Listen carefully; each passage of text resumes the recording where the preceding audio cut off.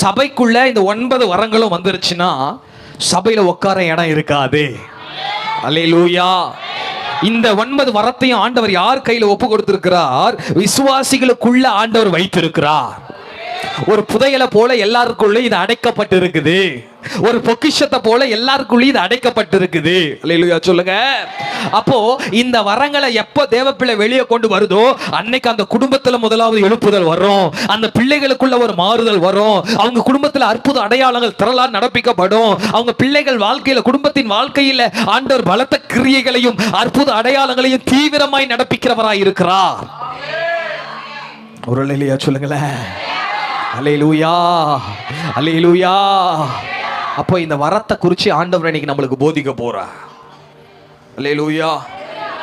இந்த வரத்தை குறித்து ஆண்டவர் நமக்கு 1/2 மணி நேரம் நல்லா கவனிக்கணும். எவ்வளோ நேரம்? 1/2 மணி நேரம். அல்லேலூயா. நீங்க கவனிக்கும் பொழுது கர்த்தர் பலத்த சத்துவத்தின்படியே அநேக பிள்ளைகளை கர்த்தர் நிரப்ப வல்லவராக இருக்கிறார். இதே பிரசங்கத்தை தான் நான் சூளகரையில் செய்தேன். இந்த ஜபம், இந்த பிரசங்கம் முடிஞ்சு ஜெபிக்கும் பொழுது ஆவியானவர் எல்லாரையும் நிரப்பி அநேகர் வரத்திற்குள்ள நிரப்பப்பட்டாங்க. அநேகரை வரத்திற்குள்ள ஆவியானவர் வழி நடத்தினதை பார்க்க முடிஞ்சது. நீங்க விசுவாசமா கேட்டு இறுதியில் ஒரு 5 நிமிஷம் ஜெபிக்கும் போது உங்களுக்குள்ள இருக்கிற 9 கதவுகளையும் திறந்து உங்க வாழ்க்கையில் இப்படிப்பட்ட அற்புத அடையாளங்களை செய்யக்கூடிய, தீர்க்க தரிசனம் சொல்லக்கூடிய வரங்களை கர்த்தர் ரிலீஸ் பண்ண வல்லவராய் இருக்கிறார். விசுவாசிக்கிறவங்களா ஒரு மனமா ஒரு அல்லேலூயா சொல்லுங்களேன். அல்லேலூயா. ஆமா, 9 வரும் மைண்ட்ல நல்லா ஏறிச்சா? சோத்திரம். பக்கத்துல பார்த்து கேளுங்க, எல்லாம் மண்டையில உள்ள வந்துச்சா? சோத்திரம். இப்ப இந்த வரத்தெல்லாம் ஆக்டிவேஷன் பண்ணணும்னா, இந்த வரத்தெல்லாம் வெளியே கொண்டு வரணும்னா அதுக்கு ஒரு சாவி இருக்கு. என் வீட்டு மேல பீரோக்குள்ள 9 பவுன் நகை வச்சிருக்கிறேன். 9 அறையில் வச்சிருக்கிறேன். அவன் ஒய்ஃப் கடையிலே 1 கிராம் நகை இல்லையா, 9 பவுன் வச்சுருக்கிறாரான்றீங்களா? இப்போ அதெல்லாம் திறக்கிறதுக்கு சாவி இருந்தால் தான் என்ன பண்ண முடியும்? திறக்க முடியும். சாவி இல்லைன்னா நம்மளால திறக்க முடியாது. அந்த சாவியை குறித்து தான் இன்னைக்கு கற்றுக்கொள்ள போறோம். அல்லேலூயா சொல்லுங்க. எதை குறித்து? அந்த சாவி. அந்த சாவி உங்க கைக்கு கிடைச்சிச்சுன்னு வச்சுக்கோங்க, நீங்க பாட்டுக்கு திறந்து எல்லாத்தையும் எடுத்து பாக்கெட்ல போட்டு அமைதியாக என்ன பண்ணிடுவீங்க? வந்துடுவீங்க. உங்க மகனை, உங்க குடும்பத்தை, உங்க உங்க உங்க இனத்தை, உங்க ஜனத்தை, உங்க பிள்ளைகளை ஈஸியா கர்த்தருக்குள்ள கொண்டு வந்துடுவீங்க. அல்லேலூயா சொல்லுங்களேன். பைபிள்ல இயேசு ஒரு சாவியை திறக்கிறார். நாத்தான் வேலை பார்த்து சொல்றாரு, இப்போ உன்னை பார்க்கலப்பா, கொஞ்ச நேரத்துக்கு முன்னாடி அத்தி மரத்துக்கு கீழே இருந்தல்ல, அப்பயே உன்னை பார்க்குறேன் அப்படின்றார். உடனே நாத்தாவேல் சொல்றாரு, ஆண்டவரே நீங்க தான் மேசியா. ஏன்னா நான் வீட்டுக்குள்ள என்ன பண்ணேன், மரத்துக்கடியில் என்ன பண்ணேன்னு ஓப்பனா என்ன பண்றீங்க சொல்றீங்க. அல்லேலூயா. அது ஒரு வரத்தோட கீ, அது ஒரு வரத்தோட அறிவை உணர்த்தும் வசனம். அப்படின்னா நடந்த காரியத்தை குறித்து அறிந்து கொள்றது. அல்லேலூயா சொல்லுங்க. உங்க மகன் உதாரணமா காலேஜுக்கு போகிறேன்னு சொல்லிட்டு காலேஜுக்கு போகாமல் பசங்களோட ஊர் சுற்றிட்டு வந்து காலேஜுக்கு போயிட்டு வந்து ரொம்ப டயர்டாக இருக்குது அப்படின்னா, எங்கே போனீங்க, எந்த இடத்துக்கு போனேன், யார் கூட போனேன் அப்படின்னு புட்டு வச்சிங்கன்னா அவனுக்கு எப்படி இருக்கும்? எப்படி இருக்கும் கொஞ்சம் யோசிச்சு பாருங்க. எங்கள் அம்மாவுக்கு எல்லாமே தெரியுது. அல்லேலூயா. நான் யார்கிட்டையுமே சொல்லலையே, எப்படி தெரிஞ்சிருக்கோம்? அன்னையிலிருந்து உங்கள் மேலே ஒரு மதிப்பும் உங்கள் மேலே ஒரு பயத்தையும் ஃபஸ்ட்டு ஏற்படுத்த ஆண்டவர் கிரியை செய்வார். உங்களுக்குள்ள ஆண்டவர் இருக்கிறத நிரூபிச்சு காட்டுவார். உங்களோடு கூட ஆவியானவர் வாசம் பண்றத உங்க குடும்பத்தில் இருக்கிறவர்களும் அறிந்து கொள்ளுவார்கள்.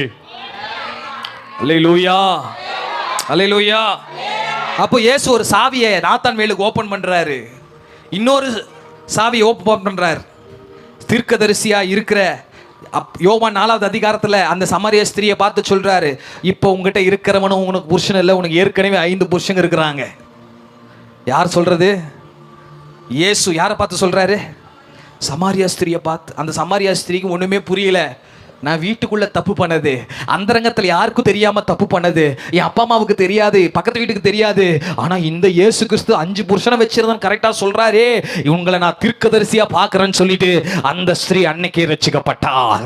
என்னால சொல்ல முடியும், வரங்கள் ஆத்துமாக்களை, வரங்கள் அநேக ஜனங்களை பரலோக ராஜ்யத்துக்கு கொண்டு வர்றதுக்கு பயன்படுத்தப்படக்கூடிய ஒரு மிகப்பெரிய ஒரு வல்லமை. அல்லேலூயா, அல்லேலூயா. எத்தனை பேருக்கு இந்த கீ வேணும்? பொட்டி கடையில் கேட்டா கிடைக்காது. அதை ஆண்டவர் வேதத்தில் ஒரு ரகசியத்தை வச்சிருக்கிறார். வாசிக்கலாம். அப்போஸ்தலர் 19வது அதிகாரம்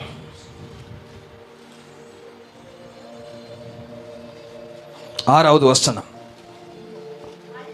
அல்லாமலும் பவுல் அவர்கள் மேல் கைகளை வைத்த பொழுது பரிசுத்த ஆவி அவர்கள் மேல் வந்தார். அப்பொழுது அவர்கள் அந்நிய பாஷைகளை பேசி தீர்க்க தரிசனம் சொன்னார்கள். அல்லேலூயா சொல்லுங்க. அந்நிய பாஷையை பேசி தீர்க்க தரிசனம் சொன்னார்கள். 12 பேர் சீஷர்கள் இருக்கிறாங்க. 12 பேர் சீஷர்களுக்காக பவுல் ஜெபிக்க போறாரு. எதுக்காக ஜெபிக்க போறாரு? வீடு நல்லா இருக்கணும், குழந்தை நல்லா இருக்கணும், குட்டி நல்லா இருக்கணும், ஆசீர்வாதம் வரணும், அற்புதம் நடக்கணும், விடுதலை. அதுக்காக ஜெபிக்கல. எதுக்காக ஜெபிக்கிறாரு? பரிசுத்த ஆவியானவரை அங்க இருக்கிற 12 பேரும் பெற்றுக்கொள்ளணும் ஜெபிக்கிறாரு. அப்படி ஜெபிக்கும் போது முதலாவது அவர்கள் என்ன பேசுகிறார்கள்? அந்நிய பாஷைகளை பேசுகிறார்கள். அல்லேலூயா சொல்லுங்க. ஒரு மனுஷனுக்குள்ள, ஒரு இருதயத்திற்குள்ள ஆவியானவர் உள்ள வருகிறதோட முதல் அடையாளம் என்ன அப்படின்னா அந்நிய பாஷையை பேசுறது. ஒரு அல்லேலூயா சொல்லுங்க. என்ன பேசுறது? அந்நிய பாஷையை பேசுறது. அப்படி பேசி அவர்கள் என்ன சொன்னார்கள்? தீர்க்க தரிசனம் சொன்னார்கள். தீர்க்க தரிசனம் என்பது வரம், அந்நிய பாஷை என்பது அடையாளம். அதுதான் சாவி. அல்லேலூயா சொல்லுங்க. அந்நிய பாஷை என்பது எல்லா வரங்களையும் வெளிக்கொண்டு வரக்கூடிய ஒரு சாவி. அந்நிய பாஷை என்பது பரிசுத்த ஆவியானவரை பெற்றுக்கொண்டதற்கான ஒரு அடையாளம். அல்லேலூயா சொல்லுங்க. அப்ப இந்த இடத்துல சொல்லப்பட்டிருக்கிறது, அந்த 12 பேரும் அந்நிய பாஷையை பேசி தீர்க்க தரிசனம் சொன்னார்கள். அந்நிய பாஷையை பேசி அற்புத அடையாளங்களை செய்தார்கள். அந்நிய பாஷையை பேசி விசுவாசத்தில் வல்லவர்கள் ஆனார்கள். அந்நிய பாஷையை பேசி குணமாக்கும் வரங்களை பெற்றுக் கொண்டார்கள். ஒரு தேவ பிள்ளைங்க, ஒரு தேவ சபை ஒரு நாளைக்கு 1 மணி நேரம், 2 மணி நேரம், 3 மணி நேரம் ஆவியில நிரம்பி அந்நிய பாஷையை பேசி கொண்டிருக்கும் பொழுது அவர்களுக்குள்ள இருந்து குணமாக்குற வரம், அற்புதங்களை செய்யக்கூடிய வரம், விசுவாச வரம், தீர்க்க தரிசனம் வரம், பாஷைகளை வியாக்கியானம் பண்ணுகிற வரம், இது எல்லாத்தையும் ஆண்டவர் அவங்களுடைய இருதயத்திலிருந்து வெளிப்படுத்தி அவங்களுடைய இருதயத்திலிருந்து வெளியே கொண்டு வந்து அநேக ஆயிரங்களை சபைக்கு கொண்டு வருகிற பாத்திரமாய் ஆண்டவர் மாற்றுவார். நல்லா விசுவாசிக்கிறவங்கள ஒரு அல்லேலூயா சொல்லுங்களேன்.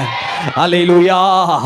அந்நிய பாஷை என்பது அடையாளம், ஆனா தீர்க்க தரிசனம் என்பது வரம். அந்நிய பாஷையை பேசினா நமக்குள்ள வரங்களை கர்த்தர் கிரியை செய்கிறவராய் இருக்கிறார். அல்லேலூயா. எத்தனை பேருக்கு இந்த வரங்களை பெற்றுக்கொள்ள ஆசை? எனக்கு ஒரு எண்ணம் வந்துச்சு, கூட்டம் கம்மியா இருக்கு, பிரசங்கத்தை மாத்தலாமா நினைச்சேன். இல்ல, 3 பேருக்குள்ள போனா கூட அந்த 3 பேர் 300 பேரை கொண்டு வர முடியும். அல்லேலூயா. 12 பேருக்கு தான் பவுல் ஜெபிக்கிறார் அபிஷேகத்தை பெற்றுக்கொள்ளும்படி.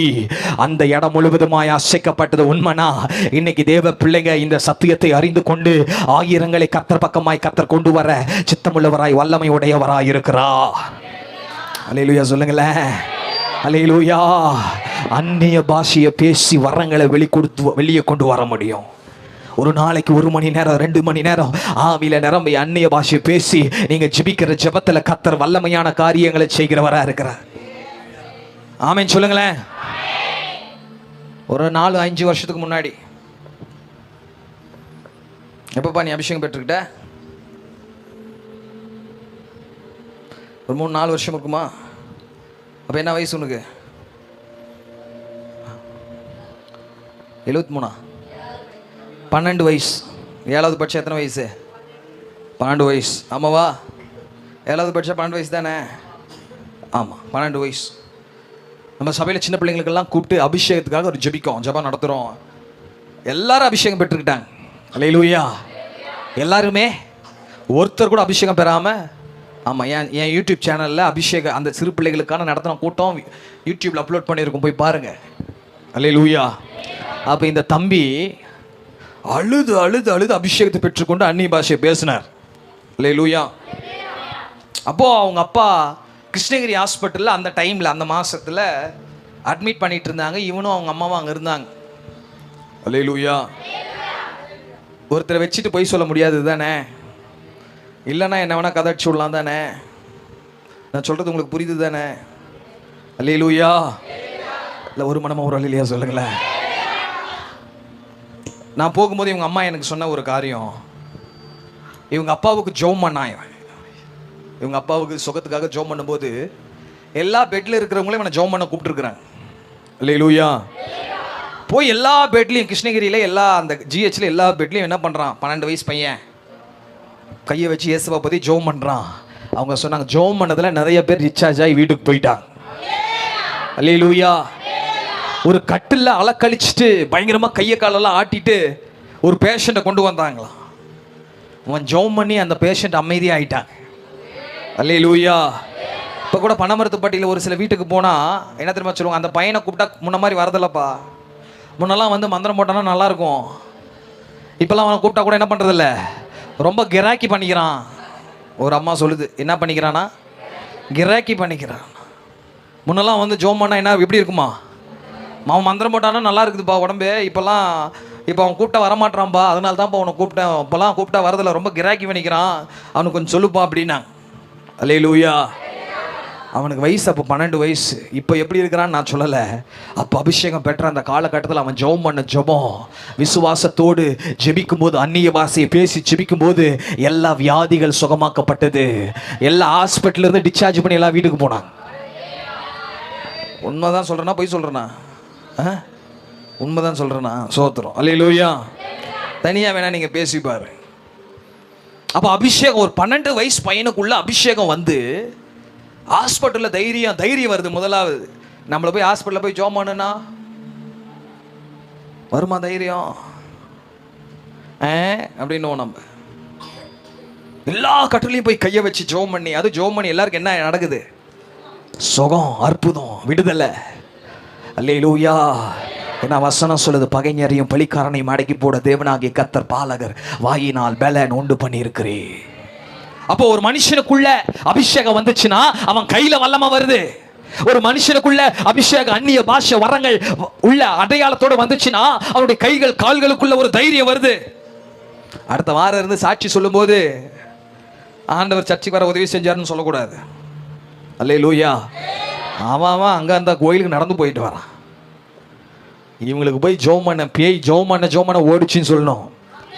அல்லேலூயா. அவங்க தலை மேல கையை வச்ச உடனே ஆண்டவர் விடுதலை கொடுத்தாருன்னு சொல்லணும்.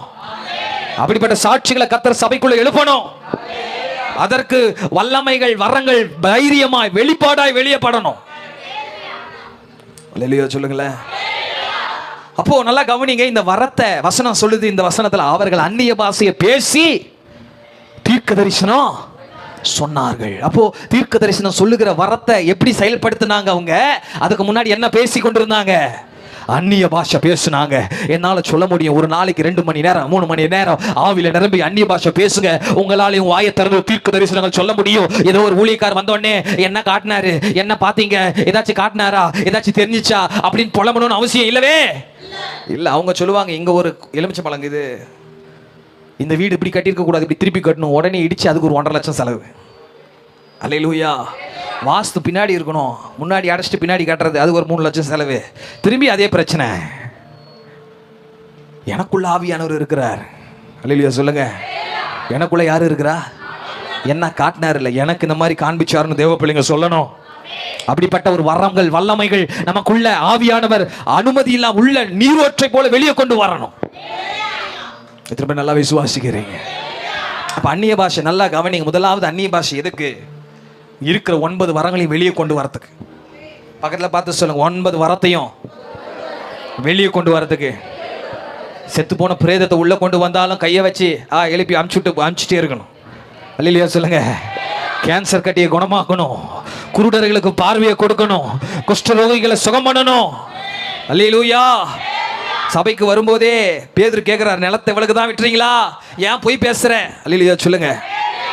உங்க வீட்டுல இருந்து உங்க மகன் வரும்போது அப்படி என்ன சொல்றானா ஆப்போசிட்டா சொல்லணும். இதுதான் நடந்துச்சு, 12 மணிக்கு இங்க தான் போனேன், இந்த தப்பு தான் பண்ணேன் அப்படின்னு சொன்னா அடுத்த நாள் வாயை திறந்து போய் பேச மாட்டாங்க.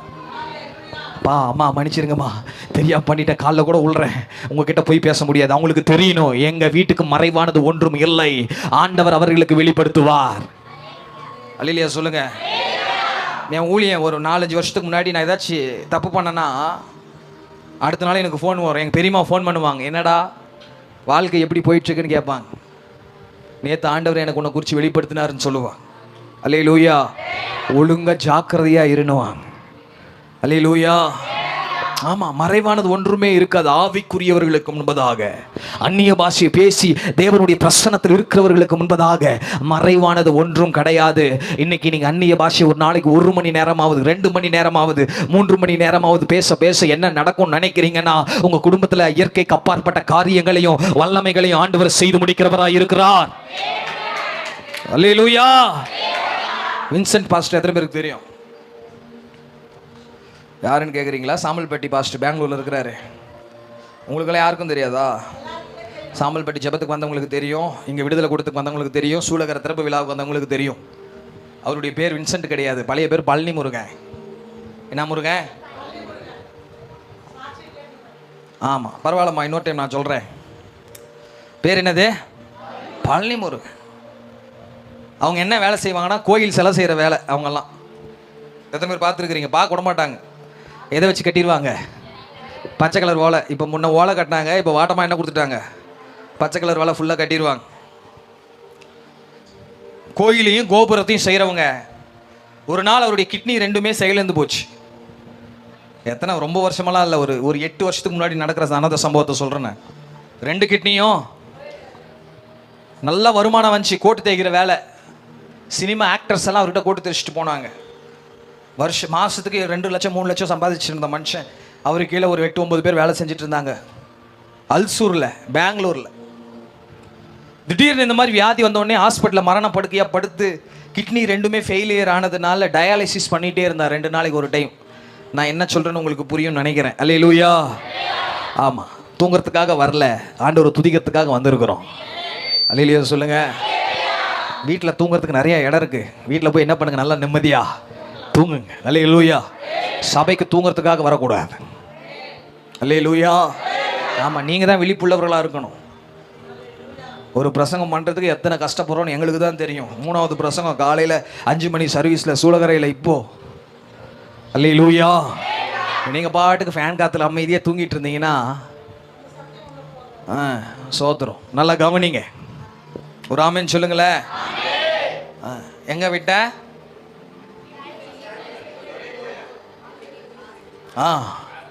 டயாலிசிஸ் ஹாஸ்பிட்டலில் சொல்லிட்டாங்க, இதுக்கப்புறம் உனக்கெல்லாம் 2 நாளைக்கு ஒரு டைம் இவ்வளோதான்பா செலவாகும். இதுக்கப்புறம் கிட்னி எல்லாம் மாற்ற முடியாது, வேறு கிட்னியும் மாற்றுறதுக்கும் உனக்கு உடம்புல தெம்பு கிடையாது, லைஃப் முடிஞ்சு அப்படின்னு சொல்லி ஹாஸ்பிட்டல்லேருந்து டிஸ்சார்ஜ் பண்ணிட்டாங்க. வெளியில் லுங்கி கட்டிட்டு யூரின் பேக்கோட.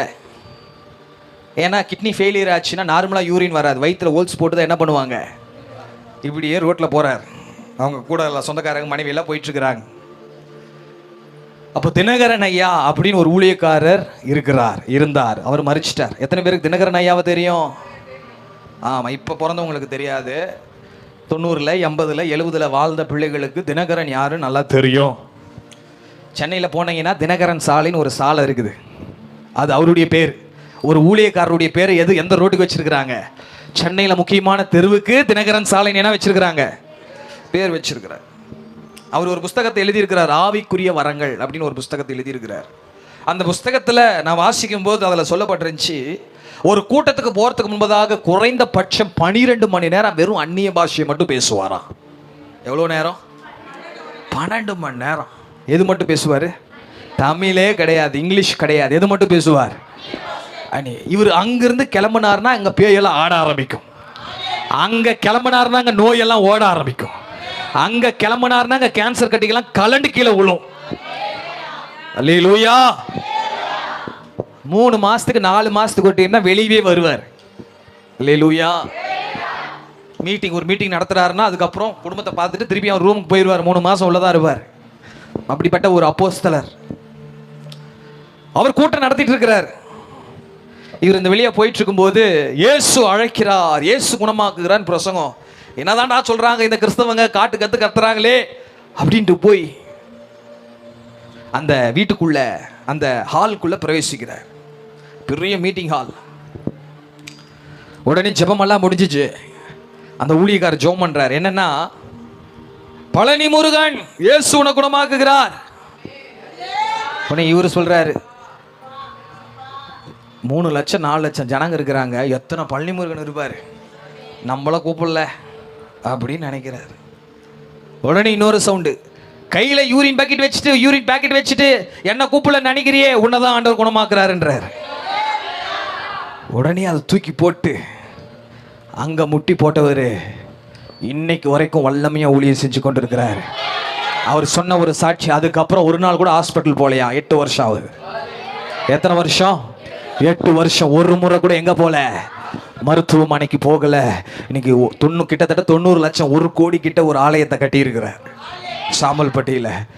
ஏன்னா வரங்கள் அநேக ஜனங்களை கத்தருக்குள்ள கொண்டு வர ஆரம்பிக்கும். அல்லேலூயா.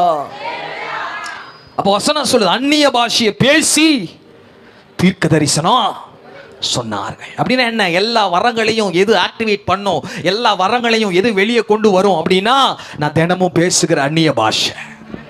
அல்லேலூயா. ஆமா. முதலாவது அந்நிய பாஷை வரங்களை வெளியே கொண்டு வரும். பக்கத்தில் பார்த்து சொல்லுங்க, அந்நிய பாஷை வரங்களை வெளியே கொண்டு வரும். இவ்வளோ வெளியேற பெற்றதை நம்ம இன்னும் முடக்கி வச்சிருந்திருந்தோம். இது எல்லாத்தையும் சொல்லாதீங்க, போதும் அது மட்டும். ஆமே. அல்லேலூயா. 2வது நல்லா கவனிங்க, 1 கொரிந்தியர் 14 எடுத்துக்கோ. 1 கொரிந்தியர் 14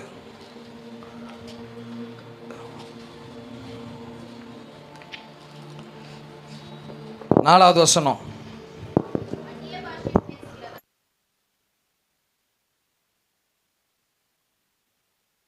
ஒன்று கொரிந்தியர் 14:4.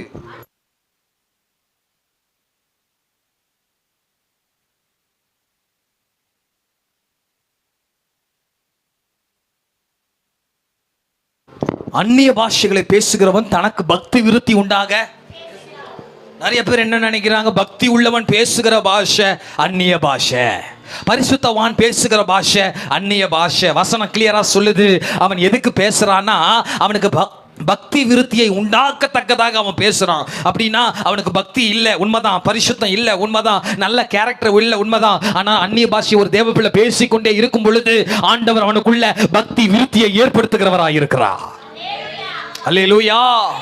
பக்தி விருத்தியை ஏற்படுத்துவதற்காக பேசப்படுகிற பாஷை அந்நிய பாஷை. அல்லேலூயா. ஒரு தேவ பிள்ளை விசுவாசத்துல, அன்புல, கிருபையில, வரங்கள்ல, வல்லமையில, ஆண்டவரோடு கூட இருக்கிற உறவுல தன்னுடைய ஆவிக்குரிய வாழ்க்கையை கட்ட அமைத்துக் கொள்ள வேண்டும், தன்னுடைய ஆவிக்குரிய வாழ்க்கையை கட்டி எழுப்ப வேண்டும் என்று சொன்னால் அவர்கள் வாயில் அந்நிய பாஷையை தினந்தோறும் அவர் கணக்கில் அவர்கள் பேசிக் கொண்டிருக்கும் பொழுது ஆண்டவர் அவர்களுக்குள்ள இருக்கிற அந்த பக்தி விருத்தியை ஏற்படுத்தி கட்டி அமைக்கிறவராக இருக்கிறார். அல்லேலூயா. ஃபர்ஸ்ட் அந்நிய பாஷை பேசணும், நான் பக்தி விருத்தி அடையணும். அதுக்கப்புறம் தான் என்ன பண்ணணும், தீர்க்க தரிசனம் சொல்லி மற்றவர்களை பக்தி விருத்தி அடைய வைக்கணும். அல்லேலூயா. ஃபர்ஸ்ட் நான் பக்தி விருத்தி அடையணும். ஃபர்ஸ்ட் கோழி வாங்கி பிரியாணி செஞ்சு ஃபர்ஸ்ட் நான் சாப்பிட்டாதான், என் வயிறு நிரம்பினாதான் அடுத்து என்ன பண்ணணும் அடுத்தவங்களுக்கு. அல்லேலூயா சொல்லுங்க. மற்றவங்களுக்கு பிரசவம் பண்ணுவோம், மற்றவங்களுக்காக கவலைப்படுவோம், மற்றவங்களை நினைப்போம், நம்முடைய ஆவிக்குரிய வாழ்க்கையை குறித்து கண்டுக்கவே மாட்டோம். அந்நிய பாஷையில் ஒரு தேவ பிள்ளை முதலாவது பேசும்போது என்ன நடக்குது, அவர்களுடைய பக்தி விருத்தியை கர்த்தர் இம்ப்ரூவ்மெண்ட், அவருடைய பக்தி விருத்தியை கர்த்தர் கட்டமைக்கிறவராக இருக்கிறார். அல்லேலூயா சொல்லுங்களேன். உங்களுக்கு சேலஞ்ச், ஒருத்தர் மேலே அப்படியே கழுத்து மட்டும் கோபத்தோடு இருந்து அந்த டைமில் அப்படியெல்லாம் நாங்கள் இருக்க மாட்டோம் அப்படின்னு சொல்லாதீங்க. கண்டிப்பாக எல்லாருமே அந்த டைமில் அப்படி இருப்போம்.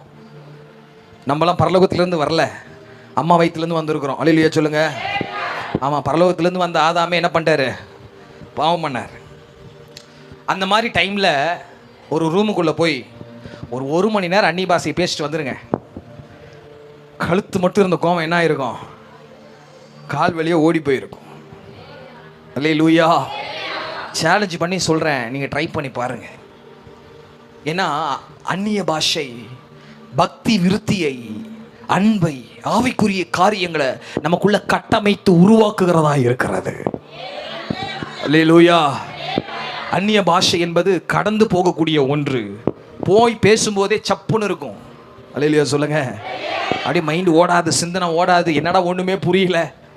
10 நிமிஷம் அப்படியே பேசுங்க, ஒன்றுமே புரியலனாலும் பேசுங்க. வெறுமையாக இருந்தாலும் பேசுங்க. 15 நிமிஷத்துக்கு அப்புறம் ஏதோ ஒன்று நடக்கும், 20 நிமிஷத்தில் ஏதோ ஒன்று நடக்கும். 1 மணி நேரத்துக்குள்ளே நீங்கள் தாண்டும் போது உங்கள் இருதயம் உடஞ்சி தேங்காய் உடஞ்ச மாதிரி அப்படியே உங்கள் இருதயம் ஊற்றுகிறத உங்களால் உணர முடியும். அல்லேலூயா. அந்நிய பாஷை பேசுகிறவன் பக்தி விருத்தியை, இந்த பக்தி விருத்தி வந்த பின்னாடி தான் ஆண்டவர் சொல்றாரு, அடுத்த தீர்க்க தரிசன உரை அது யாருக்குன்னா மற்றவர்களுக்கு பக்தி விருத்தியை உண்டாக்க. நீங்க நிறைய பேர் என்ன தெரியுமா நினைக்கிறாங்க, சர்ச்சில் என்ன பேசக்கூடாது, சபையில் அந்நிய பாஷையை பேசக்கூடாது. வசனம் இருக்குதா? இருக்குது. அல்லேலூயா. எங்க இருக்கு? அதுலயே 14வது அதிகாரத்தில் 28வது வசனம் வாசிக்கலாம். அர்த்தம் சொல்லுகிறவன் இல்லாவிட்டால் சபையிலே பேசாமல் தனக்கும் தேவனுக்கும் தெரிய பேச கடவன். அர்த்தம் தெரியல என்ன பேசக்கூடாதான்? அந்நிய பாஷை பேசக்கூடாது அப்படின்னு யார் சொல்லியிருக்கிறது? பவுல். எங்க சொல்லியிருக்கிறாரு? சபையில் சொல்லியிருக்கிறார். 22வது வசனம். அப்படி இருக்க அந்நிய பாஷை விசுவாசிகளுக்கு அடையாளமாக இராமல், 22வது வசனத்தை வாசிக்கிறேன், அவ்விசுவாசிகளுக்கு அடையாளமாக இருக்கிறது. தீர்க்க தரிசனமோ அவ்விசுவாசிகளுக்கு அடையாளமாக இராமல் விசுவாசிகளுக்கு. 23வது வசனம். ஆகையால் சபையார் எல்லாரும் ஏகமாய் கூடி வந்து எல்லோரும் அந்நிய பாஷைகளிலே பேசிக்கொள்ளும் போது கல்லாதவர்களாவது அவிசுவாசிகளாவது உள்ளே பிரவேசித்தால் அவர்கள் உங்களை பைத்தியம் பிடித்தவர்கள் என்பார்கள் அல்லவா? இதுல இருந்து உங்களுக்கு என்ன தெரியுது? அந்நிய பாஷை சபையில் பேசலாமா வேணாமா? பைபிள் என்ன சொல்லியிருக்கு? என்ன சொல்ல வரீங்க சொல்லுங்க. உங்களுக்கு சத்தியம் புரியணும். இந்த 2 வசனத்தை வச்சு லட்சக்கணக்கான ஊழியர்களும் லட்சக்கணக்கான விசுவாசிகளும் சபையில் என்ன பேசக்கூடாது, அந்நிய பாஷையை பேசக்கூடாதுன்னு சொல்லி போதிச்சுட்டு இருக்கிறாங்க. ஒருவேளை உங்ககிட்ட வந்து போதிச்சா, இந்த வசனத்தை எடுத்து காமிச்சு பைபிளில் தானே இருக்கு அப்படின்னு போதிச்சா, அப்படிதான் பேச உனக்கு என்னன்னு சொல்லுவீங்களா? இல்லை தெளிவாக அவங்க புரிஞ்சுக்கிறபடி பதில் சொல்லுவீங்களா? ஃபஸ்ட்டு நான் பேசுறது தெளிவாக உங்களுக்கு புரியுதா? அல்லேலூயா. இந்த வசனத்தில் என்ன இருக்குதுன்னா, நீ எல்லாரும் கூடி வந்து அந்நிய பாஷை பேசுறதுனால புதுசாக ஒருத்தன் வந்தான்னா உங்களை பைத்தியக்காரன் நினைப்பானே, அதனால அர்த்தம் சொல்கிற மாதிரி இருந்தால் அந்நிய பாஷை பேசுங்க, இல்லாட்டி தயவு செஞ்சு என்ன பண்ணுங்க, சபையில் பேசாதீங்கன்னு பைபிளில் இருக்கு. எங்கே இருக்கு? இப்போ என்ன பண்ணலாம்? அடுத்த வாரம் இருந்து அந்நிய பாஷையை ஸ்டாப் பண்ணிடலாமா? என்ன சொல்கிறீங்க? அல்லேலூயா. இல்லை யாராச்சும் வந்து உங்களை இந்த மாதிரி நிறைய குழப்புறாங்க, உங்களுக்கு விஷயம் தெரியலன்னா உங்களை குழப்பிடுவாங்க. எல்லாரும் முக்காடு போட்டிருக்கிறீங்களா? எதுக்கு முக்காடு போடுறீங்க தெரியுமா உங்களுக்கு? எத்தனை பேர் டிவியில் இந்த கொரியாவிலலாம் சர்வீஸ் பார்த்துருக்கிறீங்க? கொரியா அப்படிலாம் நீங்கள் போய் பார்த்து பாருங்கள். ஷெப்பர்ட் புஷ்ரி, கிறிஷ் ஒயாக்கலம் அவங்களுடைய சர்வீஸ் எல்லாம் போய் பாருங்கள். அங்கே சர்ச்சுக்கு வரவங்க எப்படியும் 10,000 பேர் 20,000 பேர் இருப்பாங்க. ஒரு லேடிஸ் கூட என்ன போட்டிருக்க மாட்டாங்க, முக்காடு போட்டிருக்க. அப்படி டான்ஸ் ஆடிட்டு குதிச்சுட்டு நல்லா பயங்கரமாக வர்ஷிப் பண்ணுவாங்க. அவங்க முக்காடு போடாததுனால ஆண்டவர் அங்கே இல்லைன்னு சொல்லிட முடியுமா? இல்லை முக்காடு நம்ம போகிறதுனால நம்ம பரலோகத்துக்கு சொங்கின்னு போயிடுவோம்னு சொல்ல முடியுமா? எதுக்கு முக்காடு போடுறோம் தெரியுமா? முக்காடு போட்டுக்கொள்ள வேண்டும் என்று ஆண்டவர் எங்க சொல்லியிருக்கிறார்னா, அந்த கொரிந்து சபையை பார்த்து சொல்லியிருக்கிறார். எந்த சபை? இந்த சபைக்கு மட்டும்தான் சொன்னார். எபேசு பட்டணம், பிலிப்பு பட்டணம், தெசலோனிக்கே பட்டணம், மற்ற பட்டணத்துக்கெல்லாம் எதுக்குமே என்ன பண்ணல, பெண்கள் முக்காடு இட்டுக்கொள்ள வேண்டும் என்று சொல்லவே இல்லை. அப்புறம் எதுக்கு 50 ரூபாய் 70 ரூபாய் காசு வாங்கிட்டு முக்காடு வாங்கிட்டு வந்து கொடுத்து இதெல்லாம் கட்டுங்கன்னு சொல்கிறீங்க? அதுக்கு நான் பதில் பின்னாடி சொல்கிறேன். ஒரு அலையிலேயே சொல்லுங்களேன். கொரிந்து பட்டணத்தில் கிட்டத்தட்ட 5,000 பேருக்கு விசுவாசிங்க இருந்தாங்க. அந்த பட்டணத்தில் உலகத்தில் அந்த பட்டணத்தை சுற்றி பார்க்கும்போது அந்த பட்டணத்தில் மாத்திரம் 1000 பேர் வேசிகள் இருந்தாங்க. எத்தனை பேர் வேசிகள்? அப்படின்னா கவர்மெண்ட்டே அவங்கள இந்த தொழிலுக்கு பயன்படுத்தி கொண்டு இருந்த ஒரு காலம். அவங்களுக்கு ஒரு அடையாளம் என்னன்னா, இப்போல்லாம் வயசு பசங்க வந்து இங்கே சுற்றிலும் கட் பண்ணிட்டு முன்னாடி மட்டும் முடி விட்டுருப்பாங்க, பார்த்துருக்குறீங்களா? அல்லேலூயா. அதுதான் அவங்களுடைய அடையாளம். என்ன அடையாளம்? நம்மளை மாதிரி நீளமாக முடி விட்டுருக்க மாட்டாங்க. உங்களை மாதிரி, என்ன மாதிரி இல்லை, உங்களை மாதிரி நீளமாக முடி விட்டுருக்க மாட்டாங்க. இங்கெல்லாம் ஃபுல்லாக கட் பண்ணிவிட்டு இங்கே மேலே மட்டும் எப்படி இருக்கும், முடி இருக்கும். இப்போ இவங்களை பார்த்தோன்னே எல்லாரும் என்னன்னு தெரிஞ்சுக்கலாம், இவர்கள் வேசி.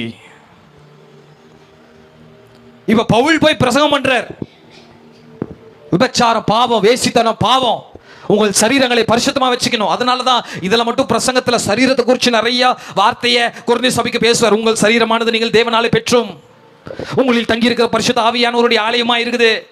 கிரியத்திற்கு கொல்லப்பட்டீர்களே, 1 கொரிந்தியர் 6:19 அதுதான் சொல்லும்.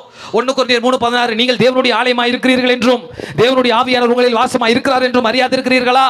சரீரத்தை குறித்து நிறைய பிரச்சனை ஏன் இதுக்கு வருதுன்னா, அந்த இடத்துல அந்த சபையில கிட்டத்தட்ட ஆயிரக்கணக்கான வேசிகள் ரட்சிக்கப்பட்டு சபைக்குள்ள வந்தாங்க. எப்படிப்பட்ட, இப்ப நீங்க ரட்சிக்கப்பட்டு உள்ள வந்தோடனே முடி உடனே சொயின்னு வந்துருமா? உள்ள வந்து ரட்சிக்கப்பட்டு ஞானஸ்தானம் எடுத்தாலும் இப்ப இங்க இருக்கிற ஆண்கள் எல்லாம் பார்க்கும்போது கரெக்டா என்னன்னு சொல்லி பாக்குறாங்க, ரட்சிக்கப்பட்டிருந்தாலும் வேசி. ஏன் அடையாளம் அப்படியே இருக்கு. அல்லேலூயா. இப்போ பவுல் என்ன சொல்றாரு, பலிபீடத்திலிருந்து பெண்கள் முக்காடிட்டு கொள்ள வேண்டும். உடனே முடி இருக்கிறவங்களுக்கும் முடி இல்லாதவங்களுக்கும் வித்தியாசம் இல்லாம இப்ப என்ன போடுறாரு, முக்காடு போட்ட உடனே வேசி யாரு, ஆத்மா யாரு? எல்லாருமே ஆத்மா தான். ஆனா முடி இல்லாததுனால, பழைய காரியத்துல பழைய வாழ்க்கையில் இருக்கும் பொழுது அந்த முடியை கட் பண்ணதுனால எல்லாரும் ஆண்கள் எல்லாம் ஒரு மாதிரியை விகற்பமா பார்க்கும்போது பவுல் இந்த சட்டத்தை கொரிந்து சபைக்கு மட்டும் கொண்டு வந்ததுக்கு காரணம் அந்த விபச்சார காரியத்துக்காக, அந்த ரீசனுக்காக. அல்லேலூயா, அல்லேலூயா. அதை தான் நம்மளும் என்ன பண்றோம், முக்காடு போடுறோம். புரியுதா உங்களுக்கு? அதனால அடுத்த வாரம் வந்து நான் போட மாட்டேன்னு சொல்லாதீங்க. இது உங்களுக்கு ஒரு நல்ல பெஸ்டான ஒரு, எப்படி சொல்றேன்னா, ஆண்கள் தூங்கணும்னு நினைச்சாங்கன்னா கூட என்ன பண்ண முடியாது, தூங்கினா கண்டுபிடிச்சிருவாங்க. முகம் அப்படி வெட்ட வெளிச்சமாக தெரியுது. பிரசங்க நேரத்தில் தூங்கணும்னா கொஞ்சம் இப்படி கவர் பண்ணி விட்டா போதும், மூஞ்சே தெரியாது. அதனால இந்த மாதிரி நல்ல விஷயத்துக்கெல்லாம் என்ன ஆகும், முக்காடு உதவும். அல்லேலூயா. அதுக்காக இல்லை, முக்காடு சபையில் ஆரம்பத்திலிருந்து வந்துட்ட ஒரு ட்ரெடிஷ்னல். நீங்கள் அர்த்தத்தை புரிஞ்சுக்கிட்டு போடுங்க. இதுக்காக தான் அவங்க போட்டாங்க. நாங்கள் எதுக்கு போடுறோன்னா, பரவாயில்ல, இதுக்கு முன்னாடி போடாமல் இருந்தால் போட்டு பழகிடுச்சு, போடுறோன்னா என்ன பண்ணிக்கோங்க, போட்டுக்கோ. போடுறது பரிசுத்தமும் இல்லை, போடாதது பாவமும் இல்லை. அல்லேலூயா. எதை செஞ்சாலும் தேவ நாமத்தின் மகிமைக்காக செய்யணும். அதனால கொரியாவிலலாம் நீங்கள் பார்த்தீங்கன்னா டிஷர்ட் மட்டும் போட்டிருப்பாங்க. பெண்கள் நல்லா குதிச்சு குதிச்சு ஆடுவாங்க. அவங்க பாவம் செய்கிறாங்கன்னு அர்த்தம் கிடையாது. அல்லேலூயா. ஜாய்ஸ் மேயர் பயங்கரமான பிரசங்கியார். கேத்ரின் குல்மன் பயங்கரமான பிரசங்கியார். 10 லட்சம் பேர் வந்து உட்காருவாங்க அவங்க கூட்டத்தில், அந்த பெண்கள். ஆனால் ஒரு நாள் என்ன போட்டது கிடையாது, முக்காடு போடலை. முக்காடு போட்டால் தான் பயன்படுத்துவார், முக்காடு போட்டால் தான். உங்களுக்கு போடணும்னு தோணுதா போடுங்க. அல்லேலூயா. இல்லை போடக்கூடாதுன்னு தோணுன்னா உங்கள் விருப்பம். ஆனால் போட்டது இவ்வளோ நாளாக போட்டீங்க, அதனால் என்ன பண்ணிடுங்க, போட்டுருங்க. அல்லேலூயா சொல்லுங்களேன். ஏன்னா கண்ணிலெல்லாம் தண்ணி வந்தால் ஈஸியாக கச்சிப்பெல்லாம் அவங்க இல்லாமல் என்ன பண்ணிக்கலாம், தொடச்சிக்கலாம். ஒரு சில நன்மைகள் இதில் ஆண்டவர் வைத்திருக்கிறார். அல்லேலூயா. ஆமாம். அப்போது நல்லா கவனிங்க. இதே காரணத்தினால தான் அந்த கொரிந்து சபையில் வரங்களை செயல்படுத்துவதற்குன்னு ஒரு நேரம் கொடுக்கப்பட்டது. அந்த டைம்ல என்ன பண்ணுவாங்க, ஒரு சிலர் எழுந்து தீர்க்க தரிசனம் சொல்லுவாங்க. அதை முடிச்ச உடனே இன்னொருத்தர் எழுந்து தீர்க்க தரிசனம் சொல்லுவாங்க. அதை முடிச்ச உடனே இன்னொருத்தர் எழுந்து வசனத்தை வியாக்கியானம் பண்ணுவாங்க. அப்போ ஒருத்தர் மட்டும் அந்நிய பாஷை மட்டும் பேசுவார். எல்லாம் வேடிக்கை பார்த்துட்டு இருப்பாங்க, என்னடா பண்றான் அவன். அப்பதான் பவுல் சொல்லுவாரு, நீ அந்நிய பாஷை பேசினா வியாக்கியானம் பண்ணு, அப்படி இல்லை தீர்க்க தரிசனம் சொல்றதே பெட்டரு. மற்றபடி சபையில ஆராதிக்கவும் ஜெபிக்கவும் ஒரு மனமா சேர்ந்து ஆண்டவரை துதிக்கவும் அந்நிய பாஷையில அந்த சபைகள் தேவனுக்கு பிரயோஜனமாய் மாற்றி அந்த காரியத்தை அவர்கள் நிறைவேற்றி கொண்டிருந்தார்கள். அல்லேலூயா. முதலாவது அந்நிய பாஷை எதுக்கு பேசுறோம், நமக்குள்ள இருக்கிற வரங்களை, இந்த 9 வரங்களை குறித்து தியானிக்கணும்னா 9 மாசம் தேவை. அதனால ஆண்டவர் சித்தமா தான் மற்ற நாட்கள் அதில் தானிக்கலாம். இந்த 9 வரங்களையும் வெளியே கொண்டு வரக்கூடிய ஒரு சாவி ஆயுதம் என்ன, அந்நிய பாஷையை பேசுறது. 2வது அந்நிய பாஷை எதுக்கு பேசுறோம், நமக்கு பக்தி விருத்திய உண்டாக்க பேசுறோம். அல்லேலூயா. அடுத்து அந்நிய பாஷையில் என்ன பண்ண முடியும்னா ஆண்டவரை ஆராதிக்க முடியும், ஆண்டவரை பாட முடியும். அல்லேலூயா சொல்லுங்க. இது நம்ம செய்யாத ஒன்றை ஆண்டவர் நமக்கு கற்றுக் கொடுக்க விரும்புகிறார். ஆமே. இந்த ஆண்டவரை குறித்து, ஆண்டவருடைய நாமத்தை குறித்து எவ்வளவு நேரம் பேசுவீங்க? சொல்லுகிற சபையில் இதே கொஸ்டின் கேட்டேன். ஒரு அக்கா 1/2 மணி நேரம்ட்டாங்க. எனக்கு ஷாக் ஆயிடுச்சு. ஏதோ அக்கா சொல்லுக்கானே 1.5 நிமிஷத்தை தாண்டல. அல்லேலூயா. நல்லவர் வல்லவர் சாரோனின் ரோஜா 10,000 சிறந்தவர், அந்த அந்த வானத்தை படைத்தவர், பூமியை படைத்தவர், உயிரை கொடுத்தவர், மரித்தவர், இயேசு, அப்படி எல்லாத்தையும் சொல்லிட்டாங்க. எத்தனை நிமிஷத்துல? 1.5 நிமிஷத்துல. அதுக்கப்புறம் சொல்றதுக்கு யோசிச்சுக்கிறாங்க. அல்லேலூயா. எப்படி நம்மளால கொஞ்சம் யோசிச்சு பாருங்க. நம்ம தேவன் ஆராதிக்கிறோம், எப்படிப்பட்டவர்னு சொல்றோம் பாருங்க. உலகம் எவ்வளவு பெருசு இருக்கு, எவ்வளவு பெருசு இருக்குன்னு நினைக்கிறீங்க? உலகம் பெருசா இருக்கு. உலகத்தில் ஆசியா கண்டம் எவ்வளோ பெருசு இருக்கு, அதுவும் பெருசா இருக்கு. இந்தியா எவ்வளோ பெருசா இருக்கு, அதுவும் பெருசாக தான் இருக்குது. தமிழ்நாடு எவ்வளோ பெருசாக இருக்குது, அதுவும் பெருசாக தான் இருக்குது. தமிழ்நாட்டில் கிருஷ்ணகிரி மாவட்டம், அதில் கல்லாவி, அந்த கல்லாவி சர்ச்சு, அந்த சர்ச்சில் நம்ம எவ்வளோ பெருசாக இருக்கிறோம். நல்லா கவனிக்க. இந்த பூமி சூரியனை காட்டிலும் பல கோடி மடங்கு சின்னசான். எதை காட்டிலும் சொல்லுங்க, எதை காட்டிலும்? சூரியனை காட்டிலும் பல கோடி மடங்கு சின்னது. சூரியன் என்பது ஒரு நட்சத்திரம். இந்த நட்சத்திரம் கொஞ்சம் கீழே இருக்கிறதுனால நம்ம கண்ணுக்கு தெரியுது. இன்னும் நம்ம ராத்திரியில் பார்க்குறமே ஒவ்வொரு நட்சத்திரமும், அந்த நட்சத்திரமெல்லாம் எவ்வளோ பெருசுனா இந்த சூரியனை காட்டிலும் பல கோடி மடங்கு பெருசான். நான் சொல்கிறது உங்களுக்கு புரியுதா புரியலையா? அப்போ பூமி எவ்வளோ சின்னசாக இருக்குது, அந்த பூமியில் நம்ம எவ்வளோ சின்னசாக இருக்கிறோம். இந்த நட்சத்திரத்தை அவர் என்ன சொல்லி கூப்பிட்றாருன்னா பேர் வச்சு கூப்பிட்றாரு. அவர் எவ்வளோ பெரிய தேவனாக இருக்கிறார். அவரை என்னால் என் மாம்சத்திலிருந்து எப்படி அவரை பாடி ஆராதிக்க முடியும் அப்படின்னா என்னால் அவரை முழுமையாக ஆராதிக்க முடியாது. அல்லேலூயா. பவுல் சொல்றார் அந்த வசனத்தில் 14வது அதிகாரத்தில் 15வது வசனம். இப்படி இருக்க நான் ஆவியோடும் விண்ணப்பம் பண்ணுவேன், நான் ஆவியோடும் பாடுவேன். ஆவியோடு பாடுவேன்னா முழு ஆத்துமா, முழு ஆவி, முழு பேலம், அது கிடையாது. ஆவியானவர்களை நிரம்பி அந்நிய பாஷையில பாட்டு பாடுறோம் பாருங்க, அதுதான் ஆவியில பாடுற பாட்டு. ஒரு மணமாக ஒரு ஆமைன்னு சொல்லுங்களேன். ஒரு மியூசிக் போயிட்டு இருக்கு, 4 நிமிஷம். இந்த மியூசிக் எவ்வளோ நிமிஷம்? 4 மணி நேரம். இந்த மாதிரி மியூசிக்கை போட்டுட்டு அப்படியே ராகத்தோடு அந்நிய பாஷையை ஒரு 4 மணி நேரம் 3 மணி நேரம் பாடி, அப்படியே நீங்கள் பாடும்போதே நடக்காததெல்லாம் நடந்துடும். நீங்க பாடும்போதே மாறாததெல்லாம் மாறும். நீங்க பாடும்போதே உடைக்கப்படாததெல்லாம் உடைக்கப்படும். ஒரு மனமா ஒரு ஆமென் சொல்லுங்களேன். அப்ப என் மாம்சத்துல அவர் ஆராதிக்க முடியாது. அதுக்கு தான் என் வேதத்துல சொல்லப்பட்டிருக்கு. 1 கொரிந்தியர் 2வது அதிகாரம் எடுத்துக்கொள்ளுங்க சீக்கிரமா. 1 கொரிந்தியர் 2வது அதிகாரம் 10வது வசனம். நமக்கோ தேவன் அவைகளை தமது ஆவியினாலே வெளிப்படுத்தினார். அந்த ஆவியானவர் எல்லாவற்றையும், தேவனுடைய ஆழங்களையும் அறிந்திருக்கிறார். யார் தேவனுடைய ஆழங்களை அறிஞ்சிருக்கிறாரா? ஆவியானவர். இப்ப நல்லா கவனிங்க. என்ன துதிக்க சொன்னா சோத்திரம், வல்லமை உள்ளவர், கிருபை உள்ளவர், அன்புள்ளவர், வல்லவர், நல்லவர், போதுமானவர், இன்னைக்கும் நாளைக்கும் என்றைக்கும் இருக்கிறவர் அப்படின்னு சொல்லி ஒரு 1.5 நிமிஷத்துல யார் அதை முடிச்சிருவேன். ஆனா எனக்குள்ள ஒரு ஆவியானவர் வந்து அவரோடு கூட ஒரு இசை அமைச்சு நான் பாட்டுக்கு பாட ஆரம்பிச்சேன்னா 4 மணி நேரம் 5 மணி நேரம் எனக்குள்ள இருக்கிற ஆவியானவர் தேவனுடைய ஆழங்களை அறிந்து பரிபூர்ணமாய் முழுமையாய் அவரை துதிக்க ஆரம்பிப்பார். அல்லேலூயா. வசனம் சொல்லுது பாருங்க, ஆவியானவர் தேவனுடைய ஆழங்களை அறிந்திருக்கிறாராம். அப்ப இதுக்கப்புறம் நம்ம ஆவிக்குரிய ஆழங்களுக்கு போகணும்னா ஆவிக்குரிய ஆவியினால பாட்டு பாட ஆரம்பிக்கணும். அல்லேலூயா சொல்லுங்க. மீன்கள் எப்ப கிடைக்கணும்? ஆழத்துக்கு போனாதான் மீன் கிடைக்கும். சும்மா நம்ம சபைக்கு வந்து சோத்திரம் ஆமென் அல்லேலூயா ஆண்டவரே கர்த்தர் நல்லவர் மெய்ப்பராய் இருக்கிறார் அப்படி 2 ஸ்டேட்டஸ் போட்டுட்டு ஒரு பாட்டை பாடிட்டு அப்படியே கிறிஸ்துவ வாழ்க்கையை ஓட்டிட்டு இருந்தோம்னா ஒரு இயற்கைக்கு அப்பாற்பட்ட மண்டலத்துக்குள்ள நம்மளால பிரவேசிக்க முடியாது. போய் வீட்டுக்குள்ள ஒரு ரூம்குள்ள லீவா இன்னைக்கு போங்க, ஒரு பாட்டில் ஒரு மியூசிக்கை போட்டு அப்படியே பாட்டு பாடிட்டு டங்ஸ் பேசுங்க, 2 மணி நேரம் பேசுங்க. நடக்கிறத மட்டும் பாருங்க, என்ன நடக்குதுன்னு தெரியாது. நீங்க பாட்டுக்கு பாடிட்டே இருப்பீங்க, பக்கத்து வீட்டில் ஒரு அலற சவுண்டு கேட்கும். என்னன்னா பக்கத்து வீட்டில் இருக்கிற பேய் ஆட ஆரம்பிச்சிருக்கோம். ஆமேனே சொல்ல மாட்டீங்களே. அல்லேலூயா. எப்படி உங்களுக்கு தூக்கம் வருதுன்னு எனக்கு ஒன்றும் புரியலையே. நைட்லாம் தூங்கலையோ? சோத்திரம். இந்த உங்களில் ஒருவனை என்னை காட்டி கொடுப்பான்னு சொன்னோன்னே நானா தூங்குறவங்களும் திரும்பி பார்க்குறாங்க.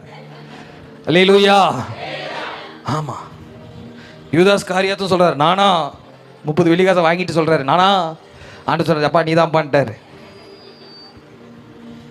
அது மாதிரி எல்லாரும் திரும்பி பார்க்குறீங்க. அல்லேலூயா. கர்த்தருக்கு ஸ்தோத்திரம்.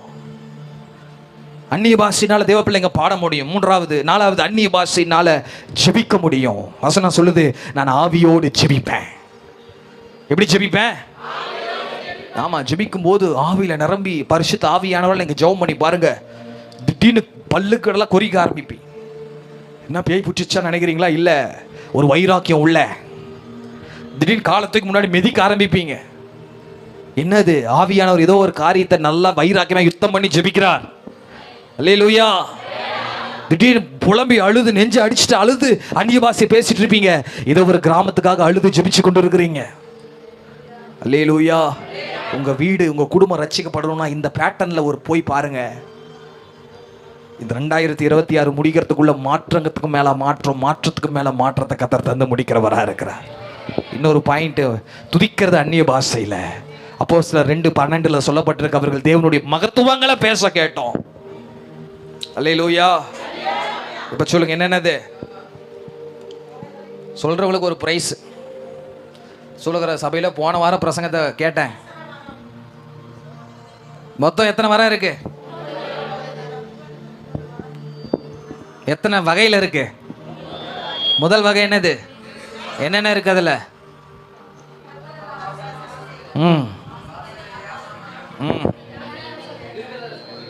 ஆமா. ரெண்டாவது டைப்பு, ரெண்டாவது பார்ட்டு என்னென்ன இருக்கு? அப்புறம் மூணாவது அதுல